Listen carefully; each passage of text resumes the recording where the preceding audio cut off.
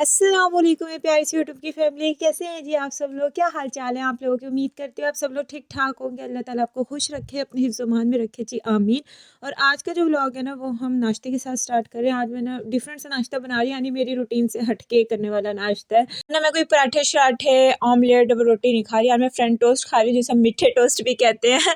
और आज मैं बहुत टाइम बाद फ्रेंच टोस्ट बना रही हूँ। अच्छा अच्छा, यहाँ पे ना मैं कमेंट का रिप्लाई दूंगी। इस कमेंट का जवाब देना बहुत ज़रूरी था। स्क्रीनशॉट मैंने इनके ना यहाँ पे अटैच किए हैं, क्योंकि इनकी सोच ही ऐसी थी कि मुझे ना स्क्रीनशॉट इनके अटैच करने पड़े। अच्छा, मुझे एक बात बताएं, क्या डॉक्टर इंजीनियर खाना नहीं पका सकते, या वो घर के काम नहीं कर सकते, या सिर्फ दूसरी फील्ड वालों ने ही घर के काम करने होते? डॉक्टर इंजीनियर के सर पे कोई सींग तो होते नहीं है जो वो घर के काम नहीं कर सकते या खाना पकाना उन्हें आता नहीं है।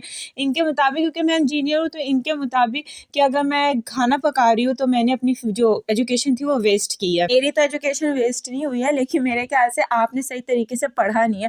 तालीम का मतलब ये नहीं होता कि आपने घर के कोई काम नहीं करने, आपने खाना नहीं पकाना। लड़की को घर के काम करने ही करने, क्योंकि उसकी शादी होनी, उसने ससुराल में जाना, ससुराल में जाके उसने काम करना। ससुराल वालों को या आपके अपने भी घर वालों को ना आपकी इस एजुकेशन से कोई वो नहीं है। एजुकेशन आपकी अपने लिए होती है कि जब आप पे कोई मुश्किल वक्त आए ना, तो आप अपना सहारा बन सके। मुश्किल वक्त में आपको किसी की मोहताजी ना हो। एजुकेशन आपको शऊर देती है, लेकिन एजुकेशन आपको ये नहीं सिखाती कि आप खाना ना पकाओ, आप घर के काम ना करो।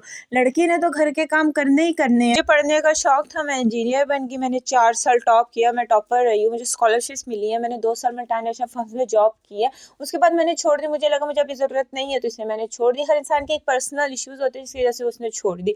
अब मुझे कभी लाइफ में लगेगा कि मुझे जॉब करनी चाहिए, तो मैं दोबारा कर लूँगी। लेकिन इसका मकसद ये नहीं है कि अगर मैं इंजीनियर हूँ तो मैं खाना नहीं पका सकती, मैं घर के काम नहीं कर सकती।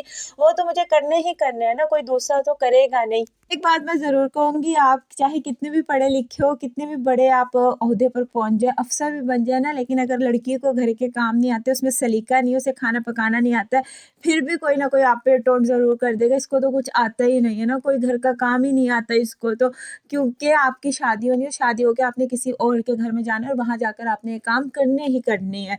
चाहे आपको जितने भी नौकर मिल जाए, फिर भी बंदे को कुछ ना कुछ करना पड़ ही जाता है। और लड़की की पहचान उसके काम से होती है, उसके जॉब से नहीं होती है। जब मुझसे किसी ने पूछा था कि आप कौन सा सन ब्लॉक यूज़ करती हो, वो बता दें। यार, मैं कोई भी सन ब्लॉक यूज़ नहीं करती होती, मैं सिर्फ डे क्रीम यूज़ करती हूँ पॉन्ड्स की। इसके अंदर ऑलरेडी SPF होता है ना, तो बस मैं यही यूज़ करती हूँ, क्योंकि मैं कहती हूँ कि सन ब्लॉक यूज़ करने से बेटर होता है बंदा एक डे क्रीम यूज़ कर ले जिसके अंदर SPF है।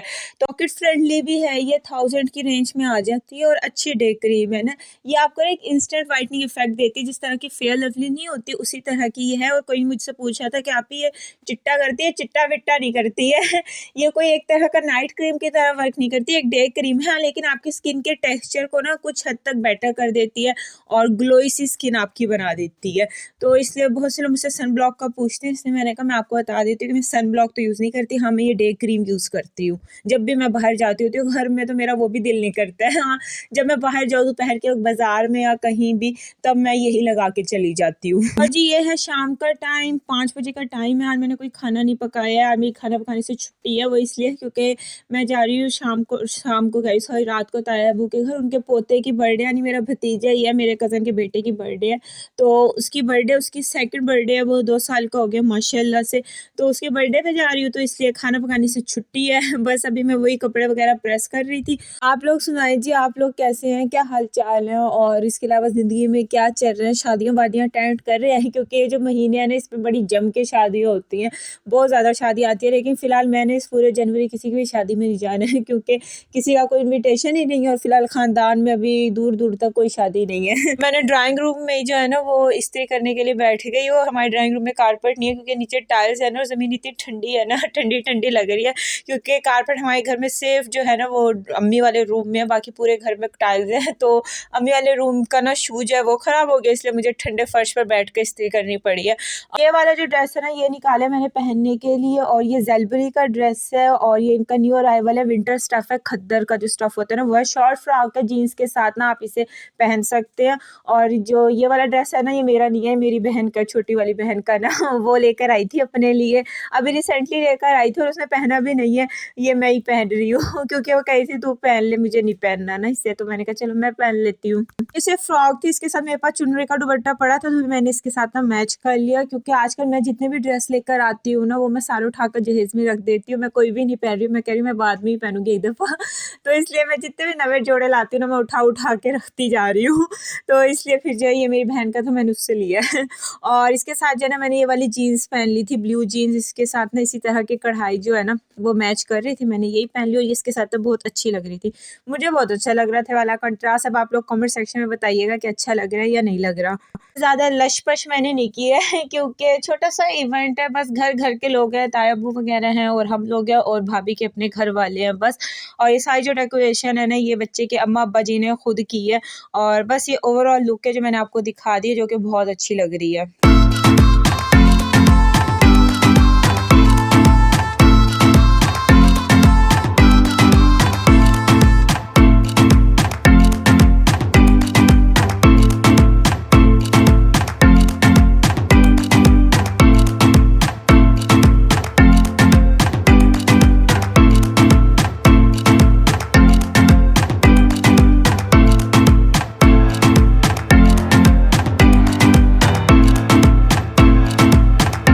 हम जल्दी-जल्दी में घर से निकले थे क्योंकि हमें बहुत लेट हो गया था। अब्बू बहुत लेट आए थे, ताया-अब्बू के ना बार-बार जो है फ़ोन आ रहे थे कि काफ़ी लेट हो गया, अब आ जाओ। तो बस मैं अपने साथ लिफ़ाफ़ा उठा कर ले आई थी और मैंने कहा मैं वहीं जाकर लिख लूँगी क्योंकि मैंने ना गिफ्ट नहीं लिया था क्योंकि मुझे इतना अंदाज़ा नहीं है बच्चे के लिए ना क्या गिफ्ट लेना चाहिए, क्या नहीं, क्योंकि अम्मी-अब्बू भी ऑलरेडी पैसे ही दे रहे थे। तो अगर अम्मी बाज़ार जाती तो फिर मैं शायद कुछ खरीद लेती, लेकिन फिर मैंने सोचा मैं भी ना पैसे डाल के दे देती हूँ, खुद इसके अम्मा-अब्बा बच्चे के जो लेना चाहेंगे ना वो ले लेंगे। और यहाँ पे आप मेरे काम देखें, मैंने अपने नाम के साथ यूट्यूबर भी लिख दिया है पहचान के लिए।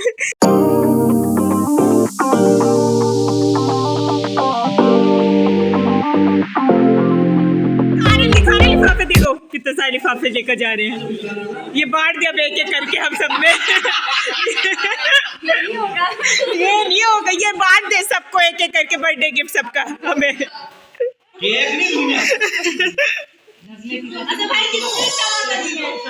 बच्चे की जो फुप्पो है ना, सिर्फ वो बच्चे के लिए गिफ्ट लाई थी, बाकी सबने पैसे दिए थे। जितने भी पैसे हैं ना सारे अम्मा अब्बा नहीं रखने, अम्मा अब्बा के काम आएंगे, बच्चे के काम सिर्फ ये फुप्पो की कार आएगी जो फुप्पो लेकर आई है। क्योंकि जब हम लोग भी छोटे होते थे ना, हमारे भी सारे पैसे अम्मी ले लेती थी और कहती थी मैं तुम्हें ये चीज़ दिलवाऊंगी, ये चीज़ दिलवाऊंगी, शाबाश बेटा मुझे ये पैसे दे दो। ये जब बड़े होते हैं ना बच्चे, तब पैसे माँ बाप को नहीं जाते हैं, वरना जब तक छोटे होते हैं सारे पैसे अम्मा अब्बा को जाते होते हैं। आपके साथ भी यही होता होगा और अब जितनी भी माएँ हैं ना वो ऐसे ही करती होंगी, बल्कि अब मैं भी जब बनूंगी ना मैंने भी यही करना है, अपनी अम्मी वाली पॉलिसी। जब तक वो छोटे रहेंगे उनके पैसों पे मेरा ही हक होगा। और यहाँ पे जी बस जो है खाना लगाने की तैयारी हो रही है। खाने में जो मेन्यू था उसमें dahi bhalle, soup, shami kebab, noodles, cheese balls, macaroni, biryani और ये सब चीज़ें थी। क्योंकि सर्दियों का मौसम है, सूप ना हो ऐसा तो हो ही नहीं सकता।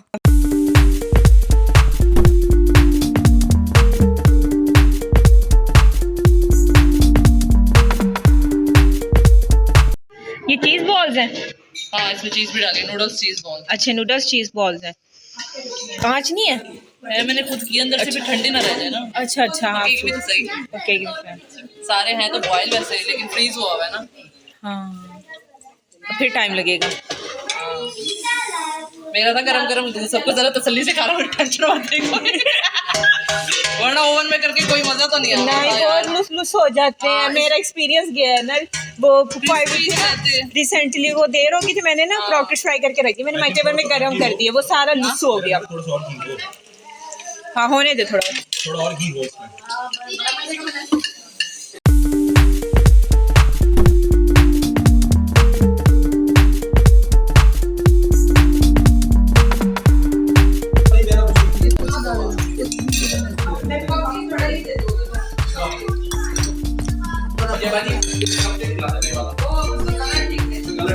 अच्छा, मुझे जो चीज़ सबसे ज़्यादा अच्छी लगी थी, वो सबसे मज़ेदार मुझे लगी थी वो दही बल्ले थे। दही बल्ले बहुत मज़े के थे, भी घर के बने हुए थे, चटनियाँ भी घर की थी, बहुत मज़े के दही बल्ले थे और सूप भी मज़े का था। बिरयानी भी बहुत मज़े की थी, स्पाइसी सी चटपटी सी बिरयानी थी। ये 3 चीज़ें जो थी ना वो मुझे सबसे ज़्यादा अच्छी लगी थी। बाकी सब चीज़ें बहुत अच्छी बनी हुई थी, लेकिन ये 3 डिशेज़ जो थी ना वो टॉप पे थी। लास्ट में केक था जो कि फ्लेवर में लोटस क्रीम केक था, लोटस चीज़ केक था, जो कि बहुत मज़े का था ना। bomb.com केक था, ये बेलमोरियस से लिया था मुल्तान में। तो अगर कोई ट्राई करना चाहे तो बिलमोरियस का लोटस केक ट्राई कर सकता है, बहुत मज़े का था, बहुत ज़्यादा। तो बस आज का व्लॉग हम यहीं पे एंड करते हैं। उम्मीद है आपको अच्छा लगा होगा। छोटा सा व्लॉग था क्योंकि मैंने कुछ ज़्यादा स्पेशल किया नहीं था, बस आज मैं खुद गई हुई थी तो वही आपसे शेयर किया। नेक्स्ट वीडियो मुलाकात होगी जी, अपना ख्याल रखिए जी, अल्लाह हाफिज़।